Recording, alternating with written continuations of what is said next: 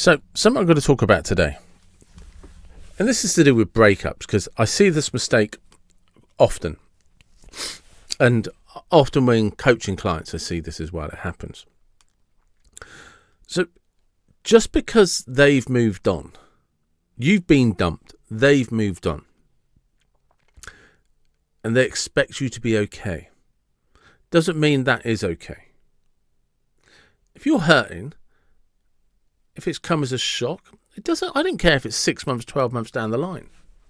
Nobody has a right to tell you how you should behave when you got dumped. And narcissists especially love to play down their behaviour and gaslight you by saying you're overreacting. It wasn't that bad. It's no big deal. Okay? Stand your ground. Tell people to fuck off. The worst thing about breakups is the other person who's perfectly okay because they've moved on. They're probably already in someone else's bed. The worst thing about breakups is when you're expected to behave a certain way. You definitely should be civil. You should be polite. But you should also cut that person off. Have nothing to do with them. Unless there's kids involved, then obviously that's complicated. But that's it. No rushing around to do jobs for them. No trying to appease them, be a crutch for them to complain about their life, to talk about their problems. You're out of the picture. The minute you're not in the bed, you're not in their life. End of story. And anything else is an excuse for you to be fucking weak. It is painful. It's horrible. I don't know anything that hurts worse than having your heart ripped out, kicked across the fucking road in the gravel and the broken glass, and then held up like a trophy as people gloat at you. It's the worst experience I've ever had. But don't you go pandering to them. Don't you go trying to appease them or make their life better while you are suffering. You're in the worst position, in the worst pain imaginable. Right now, the only thing that matters is you. You should be sticking up for you. You should be defending yourself, not them. And they have no right to ask anything of you. You've been dumped. You've been kicked to the curb. Your bed is now cold. Their bed is now being warmed by somebody else. You are alone and on your own. And this is where we need to get down to the crux of the problem, the reality. Doesn't matter what you're feeling. It's your reality. And I am sorry, because I know how much it hurts. But it's your reality, and yours alone. You are going to go through some storms. You're going to go down some dark rabbit holes, some dark, dark pits. At no point are you going to come to any conclusion that life is fair. But it is your life, and it's your reality. And it does get better. It does. I promise you that. You can pull yourself out of this fucking stinking shithole that you're in right now. But it takes some courage. It takes some faith. And even though you don't think you have it, because you feel so weak, you feel so undermined, you feel like your life is so pointless, I promise you, you can be okay again. You can be all right. You're just too close to it right now to see that. But whatever you do, don't do anything to appease them. They are not your friend. They are a fucking charlatan. They are not your friend. Even if they want to be, they are not the solution. It's just going to make it last longer.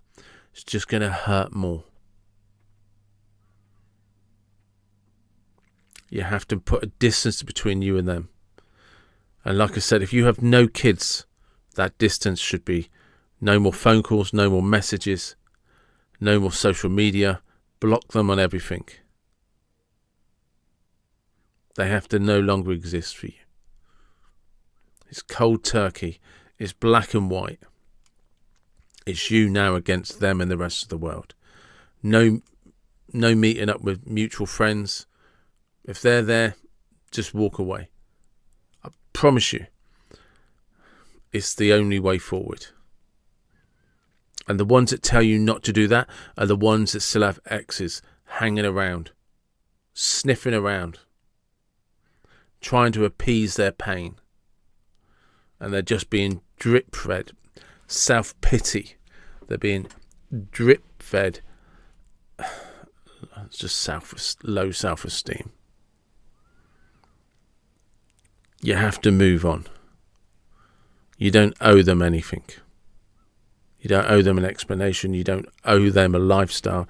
You don't owe them friendship. Anything you had was in that relationship. When that relationship ended, that stopped. Now it's you.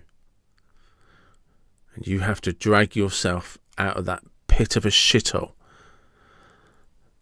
You know, that puddle of piss that you've been crying in. You have to fucking stand up. Change your clothes, have a shower, clean clothes. I'm sorry because I know it hurts. I understand how much it hurts. And I really am sorry. But you need an action plan now. All about you. And that's all I'm asking you to do. Put yourself first. Take care of yourself. That person doesn't love you anymore. I don't want you anymore. If they did, you wouldn't be in pain, would you? They'd be still in your bed, still telling you that you're the shit, you're the best thing.